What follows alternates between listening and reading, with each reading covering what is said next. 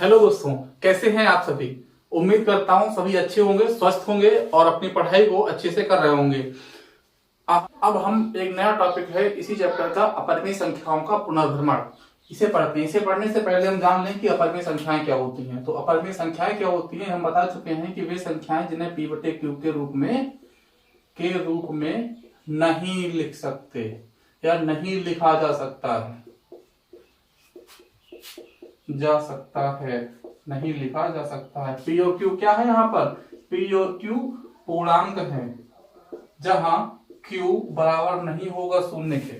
अपरिमेय संख्याएं वो सभी अपरिमेय संख्याएं होंगी जिन्हें p बटे क्यू के रूप में नहीं लिखा जा सकता है, जहां पर p और q क्या है, पूर्णांक है। ये भिन्न है, ये अंश है और ये हर है, यानी कि अंश और हर दोनों क्या है, पूर्णांक है और q शून्य के बराबर नहीं होगा।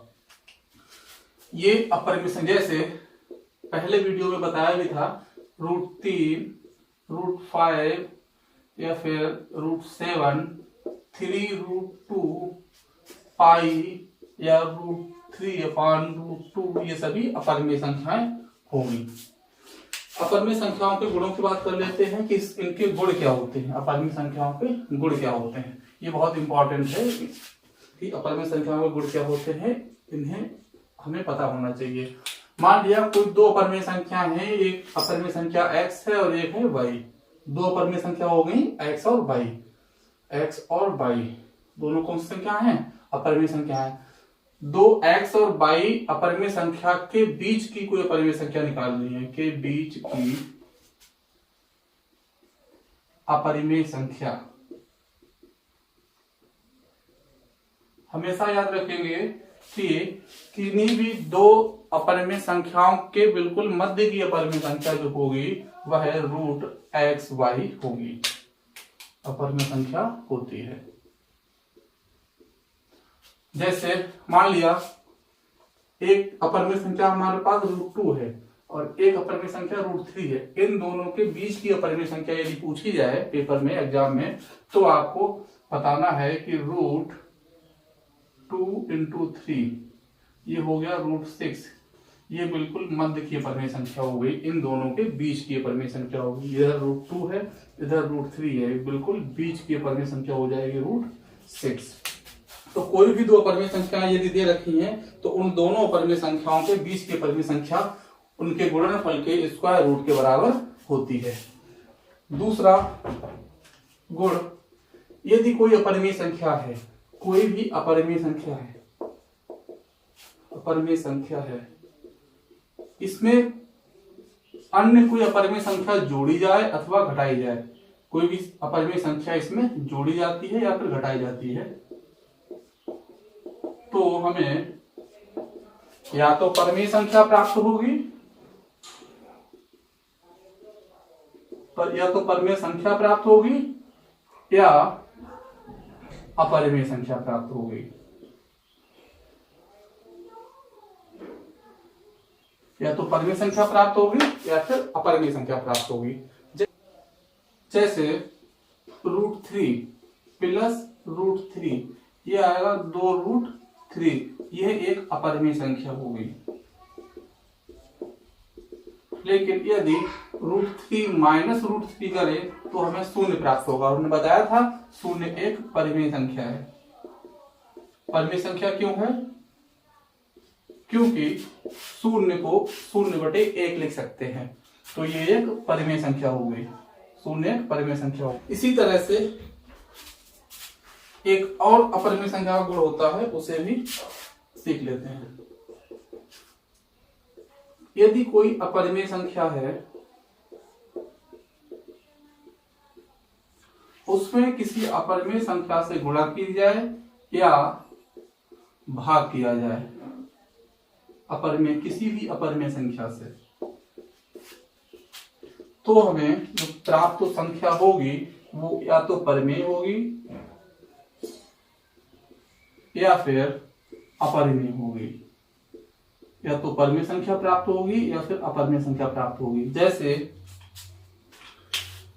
कोई अपरिमेय संख्या हम √3 ले लेते हैं, इसकी गुणा अगर √3 से करते हैं तो √3 गुणा करने पर रूट हट जाएगा और बचेगा 3, और जो कि एक परिमेय संख्या है, पूर्णांक है, धन पूर्णांक है, और ये परिमेय संख्या होगी।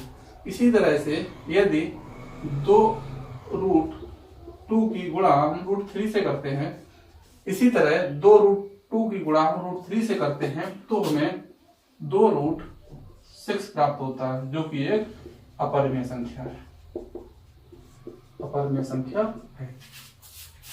तो अपरिमेय संख्या से संबंधित ये 3 गुण हैं, इन्हें याद रखेंगे।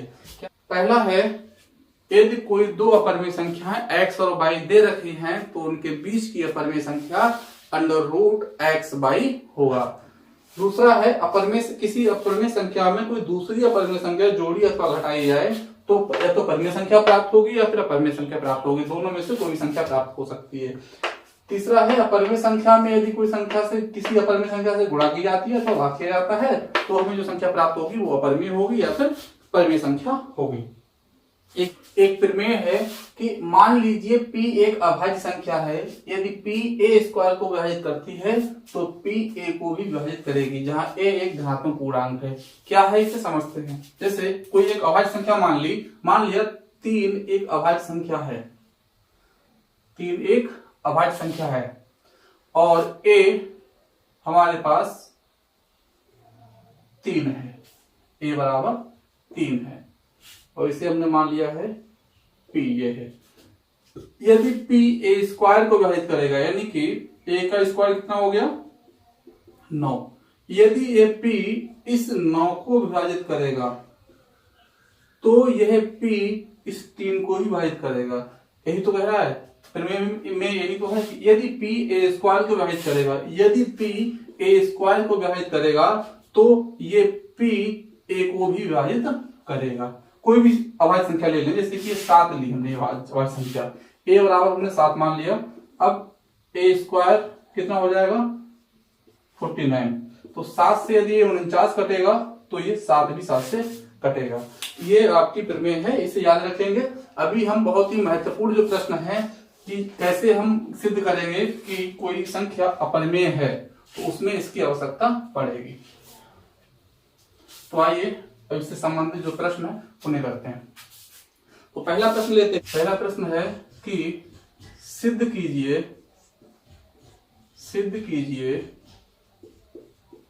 कि √2 एक अपरिमेय संख्या है।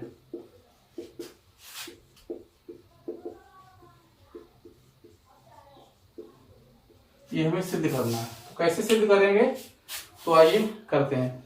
बहुत महत्वपूर्ण प्रश्न है। यह प्रश्न आपके बोर्ड एग्जाम में आता ही आता है। ये या तो 1 या 2 नंबर में आएगा या फिर 3 या 4 नंबर में आएगा। इस तरह का यहाँ पर संख्या बदली हो सकता है कि बदली हुई हो, लेकिन प्रश्न बिल्कुल यही होगा। तो इसे कैसे सिद्ध करेंगे, जैसे मैं कर रहा हूं यहाँ पर सिद्ध, बिल्कुल उसी तरह से लिखना पड़ेगा, तो आपको बोर्ड के एग्जाम में फुल मार्क्स मिलेंगे। हल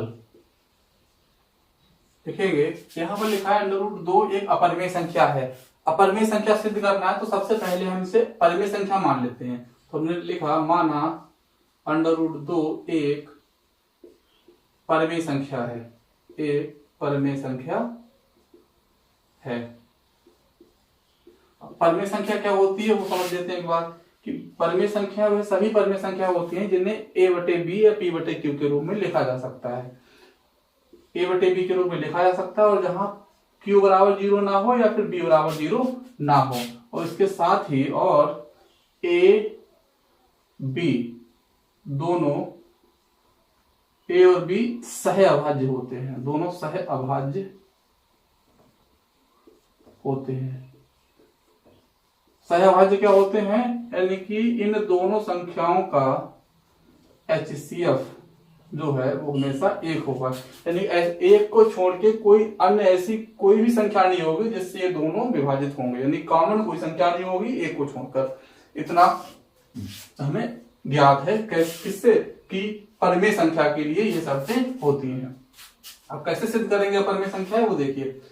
तो जब हमने इसे परिमेय संख्या मान लिया है तो √2 को हम a/b लिख सकते हैं। इसके बाद इसे पक्षांतरण करें, अगर b को इधर लाएं, क्रॉस गुणा करें, तो a बराबर b√2 हो जाएगा। दोनों तरफ वर्ग करने पर, वर्ग जब करेंगे तो आएगा a⁻² बराबर b⁻² इंटू √2 का स्क्वायर जब करेंगे तो रूट स्क्वायर से कट जाता है, केवल अंदर की संख्या होती है वह बचती है, बचेगा 2। तो इसे हम लिख सकते हैं 2b⁻², 2b²। इसका मतलब क्या है? इसका मतलब ये है कि जो a² है, लिखेंगे इसका अर्थ है कि a², ये a² जो है 2 से विभाजित होगा। कैसे ये अर्थ है? जैसे कोई हम संख्या ले लेते हैं, जैसे कि हमारे पास 4 है, इसके अगर अभाज्य गुणनखंड करें तो ये 2 × 2 हो जाएगा। या फिर कोई संख्या ले लेते हैं 6 है, इसके अभाज्य गुणनखंड करें 2 × 3 हो जाएगा। तो इसका मतलब क्या हुआ कि ये 6 जो है ये 2 से विभाजित हो जाएगा, इस 3 से विभाजित हो जाएगा। वहीं यहाँ पर ये 4 जो है 2 से विभाजित हो जाएगा, इस 2 से विभाजित हो जाएगा। वही यहाँ पर ये इधर वाली जो संख्या है a² ही है, इस 2 से भी विभाजित हो जाएगी और इस b² से विभाजित हो जाएगी। इसका अर्थ ये हुआ। तो हमने लिख लिया कि इसका अर्थ है कि a² 2 से विभाजित होगी या होगा। तो a भी 2 से विभाजित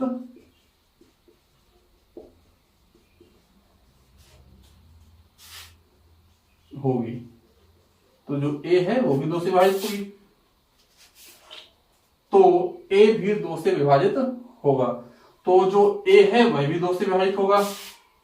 जब ये 2 से विभाजित होगा तो हम इसे इस तरह से भी लिख सकते हैं, अतः a बराबर 2 से विभाजित होगा तो लिख लिया 2, किसी अन्य से विभाजित होगा उसके लिए हमने कोई भी अचर पद ले लेते हैं, मान लिया लिख लिया c। तो a बराबर 2c से लिख सकते हैं। अब लिखेंगे इसे समीकरण 1 दे देते हैं यहाँ पर नाम। अब लिखेंगे a बराबर 2c। इससे समझना है, इसे ये क्यों लिखा है? ये इसलिए लिखा है क्योंकि a² 2 से विभाजित होगा तो a भी 2 से विभाजित होगा। इसका मतलब क्या होगा? जैसे कि कोई हमारे पास संख्या है 9 है, यदि ये 9 3 से विभाजित होगी, या फिर कहें ये 3 का स्क्वायर ये 3 से विभाजित होगा, तो क्या 3 से विभाजित नहीं होगा? ये भी तो 3 से विभाजित होगा। तो यही मतलब है कि कोई भी संख्या लें, यदि 4 संख्या ली, 4 का वर्ग 4 से विभाजित होगा तो 4 भी तो 4 से विभाजित होगा। यही कहने का मतलब है कि यदि a² 2 से विभाजित होगा तो a भी 2 से विभाजित होगा। अतः हम a को लिख सकते हैं 2 × c हमने लिया, कोई भी कांस्टेंट पद ले लेते हैं, कोई भी अचर पद ले लेते हैं, वो लिख लेते हैं यहाँ पर। जब हमें पता नहीं है, ये पता है कि 2 से विभाजित होगा 2 लिख लिया, जो पद नहीं पता होता है उसे हम मान लेते हैं किसी कांस्टेंट के बराबर, तो ये 2c लिख लिया। लिखेंगे a बराबर 2c समीकरण 1 में रखने पर,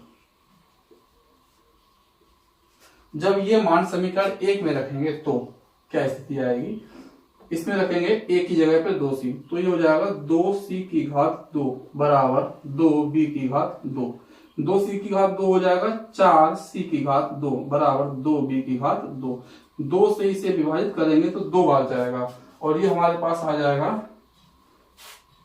2c² बराबर b², या इसे हम लिख सकते हैं b² बराबर 2c²। क्या मतलब हुआ इसका? इसका अर्थ ये हुआ कि b² लिखोगे, इसका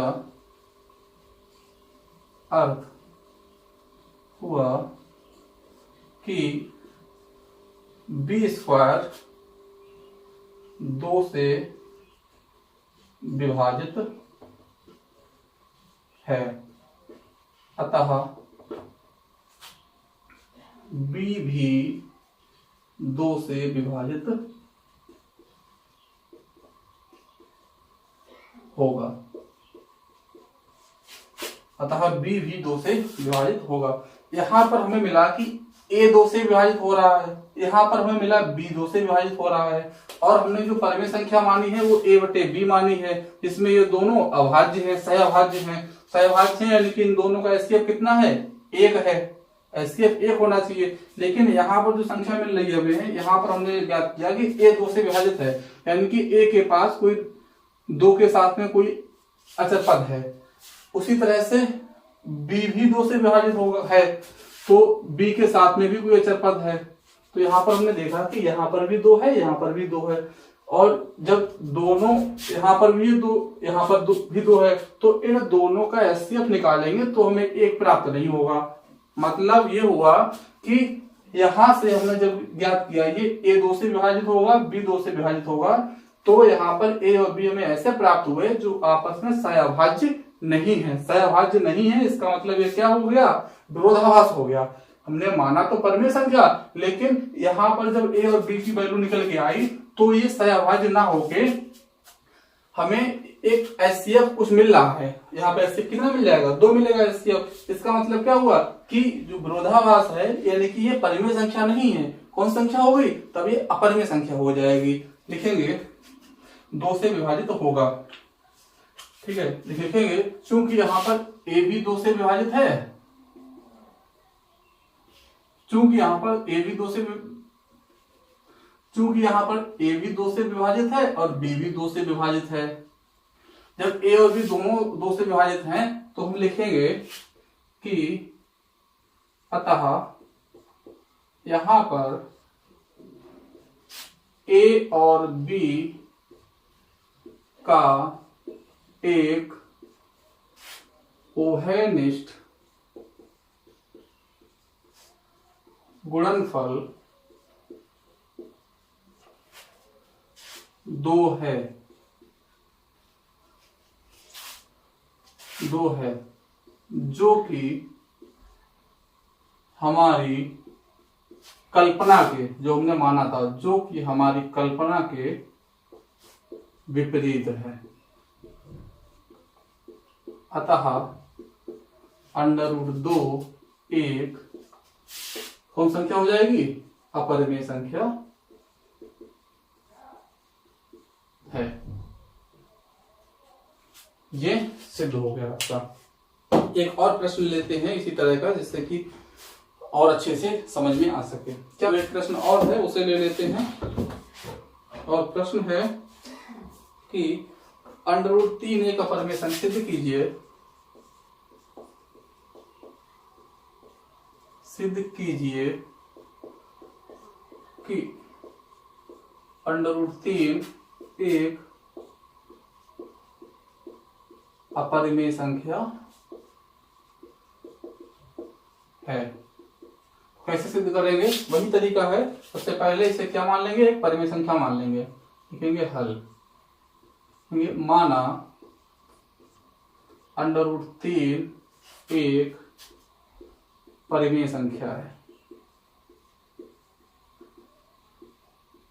परिमेय संख्या है, और हम यहाँ परिमेय संख्या एक लिखेंगे। परिमेय संख्या है, जब ये परिमेय संख्या है तो परिमेय संख्या में पता है P/Q या A/B होती है। तो A/B होती है, जहां A, B क्या है, धन पूर्णांक है। धन पूर्णांक सहअभाज्य है, लेंगे सहअभाज्य है, जहां A और B सहअभाज्य है। सहअभाज्य का मतलब क्या होता है, वही A और B का अगर HCF लेंगे हम तो कितना आना चाहिए, 1 आना चाहिए, और B बराबर क्या नहीं है, 0 के बराबर नहीं होना चाहिए। तो हमने ये परिमेय संख्या मान लिया। परिमेय संख्या मानने के बाद में क्या करेंगे, जब परिमेय संख्या मान लिया तो परिमेय संख्या के रूप में लिख भी लिया, तो इसे हम A/B लिख सकते हैं। तो A/B लिख सकते हैं, तो त्रिशी जब गुणा करेंगे तो A बराबर √3 B हो जाएगा। अब क्या करेंगे, दोनों तरफ वर्ग करने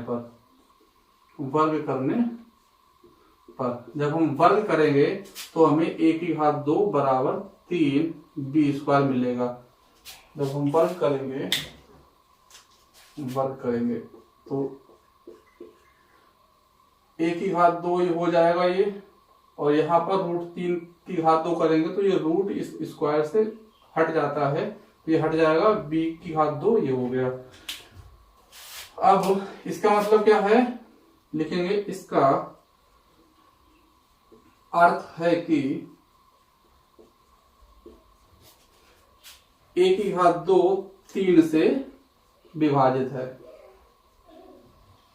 जब ये 3 से विभाजित है तो a भी 3 से विभाजित होगा।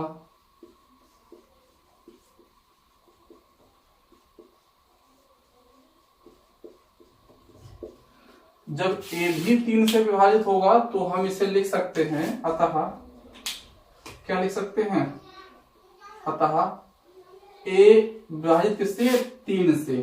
तो 3 और 1 को इसके साथ में अचर पद ले लेते हैं। यहां पर हमने k मान लिया, अचर पद है, ये अचर पद ले लिया। अब हम इसे समीकरण 1 दे देते हैं और a का मान जो है समीकरण 1 में रख देते हैं। अब लिखेंगे a का मान समीकरण 1 में रखने पर, तो समीकरण 1 में a का मान रखेंगे तो देखिए कैसे रख रहे हैं हम। a बराबर 3 के यहाँ पर रखना, तो लिखा 3k की घात 2 बराबर 3b की घात 2। 3k की घात 2 का मतलब है 9k की घात 2 बराबर 3b की घात 2। इस 3 से ये 9 विभाजित हो जाएगा तो b की घात लिख लेंगे 3k की घात 2 बराबर b की घात 2।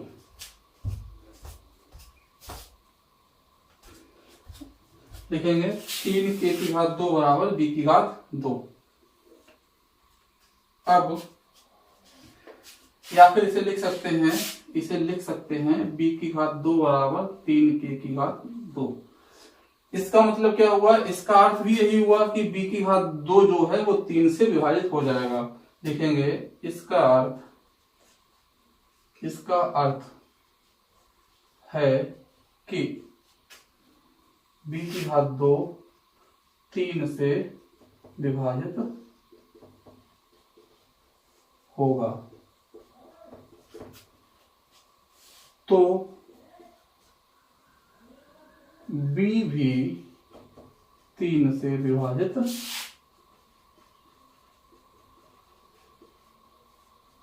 होगा, b भी 3 से विभाजित हो जाएगा।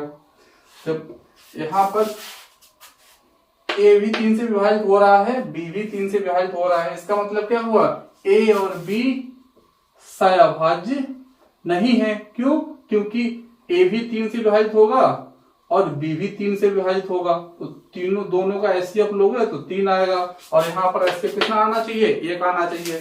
तो इसका मतलब क्या हुआ कि जो हमने कल्पना की है उसके विपरीत आ रहा है, दोनों में विरोधाभास है, दोनों में विरोधाभास है। तो लिखेंगे, इसे मिटा देता हूं, यहीं पे लिख देता हूं। तो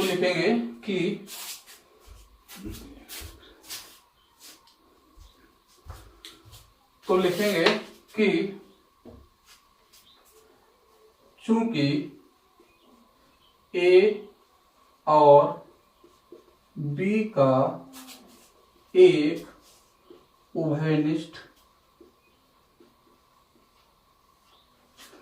उभयनिष्ठ गुणनखंड 3 है, जो कि हमारी कल्पना के विपरीत है। अतः √3 एक अपरिमेय संख्या है। सिद्ध हो गया, अपरिमेय संख्या है। उम्मीद करता हूँ समझ में आया होगा। एक नए टाइप का प्रश्न लेते हैं, इसे करते हैं। प्रश्न है, सिद्ध कीजिए कि 3√2 एक अपरिमेय संख्या है। तो इसे भी उसी तरह से हल करेंगे। लिखेंगे कि क्या मानेंगे, इसे परिमेय संख्या मान लेंगे पहले, कि माना 3√2 एक परिमेय संख्या, परिमेय संख्या ही मान लेते हैं, परिमेय संख्या a/b है। और स्पष्ट कर देते हैं, जहां a, b सहअभाज्य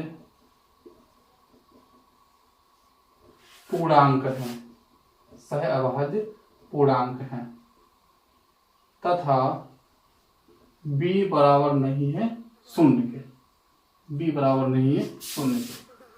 सह अभाज्य का मतलब फिर से वही है, सह अभाज्य का मतलब वही है कि a और b का यदि HCF निकालेंगे तो कितना आएगा 1, HCF 1 आना चाहिए।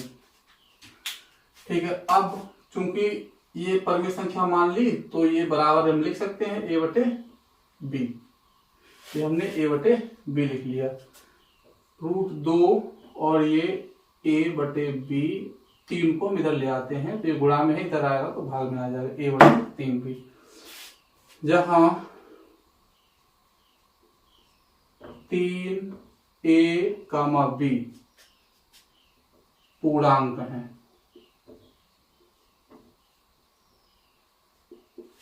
अतः a बटे 3b एक परिमेय संख्या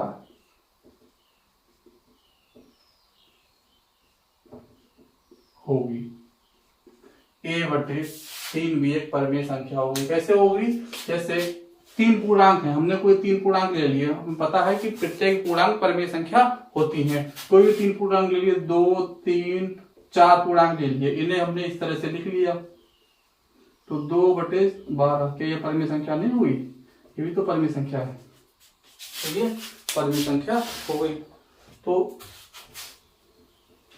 चूंकि a, b और 3 ये पूर्णांक है अतः a बटे 3b एक परिमेय संख्या होगी। चूंकि 3a और b पूर्णांक है अतः a बटे 3b एक परिमेय संख्या होगी। जब ये परिमेय संख्या होगी तो ये भी परिमेय संख्या होगी, अतः √2 भी परिमेय संख्या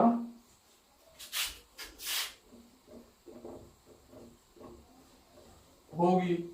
लेकिन √2 एक अपरिमेय संख्या है।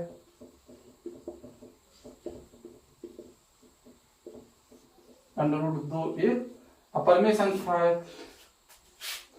a, b और 3 ये पूर्णांक हैं तो a बटे 3b ये परिमेय संख्या हुई। जब ये परिमेय संख्या हुई तो इसे भी परिमेय संख्या होना चाहिए। लेकिन हम पिछले जितने प्रश्न किए उनमें हम सिद्ध करते आए हैं कि √2 क्या है? अपरिमेय संख्या है। जब ये अपरिमेय है और ये परिमेय है तो जो हमने माना है 3√2 बराबर a बटे b ये पर पूरी परिमेय संख्या, तो ये विरोधाभास उत्पन्न हो गया। जब विरोधाभास हुआ हमारी कल्पना के विपरीत हो गया। जब ये कल्पना के विपरीत हुआ तो 3√2 क्या हो गया?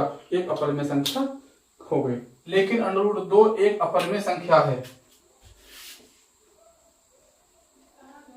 जो कि विरोधाभास है, जो कि विरोधाभास उत्पन्न करता है। अतः निष्कर्ष क्या निकला कि 3√2 एक अपरिमेय संख्या है। क्यों है? क्योंकि √2 अपरिमेय संख्या है, उसके साथ में ये गुणा में है तो ये भी एक अपरिमेय संख्या होगी। एक और प्रश्न लेते हैं। प्रश्न है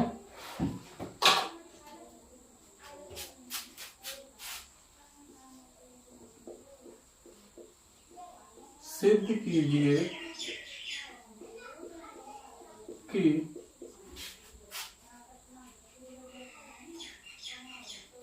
सिद्ध कीजिए कि 7√5 एक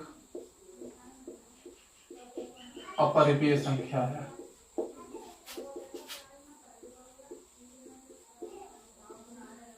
इसे भी सिद्ध बिल्कुल उसी तरह से करेंगे। क्या लिखेंगे?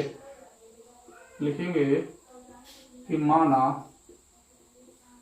7√5 एक परिमेय संख्या, 7√5 एक परिमेय संख्या a बटे b, जहां a, b सह अभाज्य हैं, b बराबर नहीं है शून्य के और b बराबर नहीं है शून्य के। जब हमने इसे परमेय संख्या मान लिया है तो इसे परमेय संख्या के रूप में लिख भी देंगे। तरीका वही है कि √5 को इधर छोड़कर हम 7 को इसके बटे में ले आएंगे। लिखेंगे यहाँ a, b, 7 पूर्णांक हैं। जब ये पूर्णांक है और प्रत्येक पूर्णांक परमेय संख्या होता है तो अतः a/7 भी एक परमेय संख्या होगी। इसलिए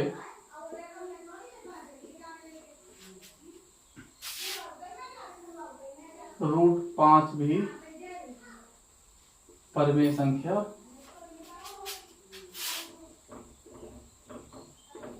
होगी। जब ये परमेय संख्या तो ये भी परमेय संख्या होगी, परंतु √5 क्या है? परंतु √5 एक अपरमेय संख्या है। क्या है ये अपरमेय संख्या है, जो कि किसका विरोधाभास है?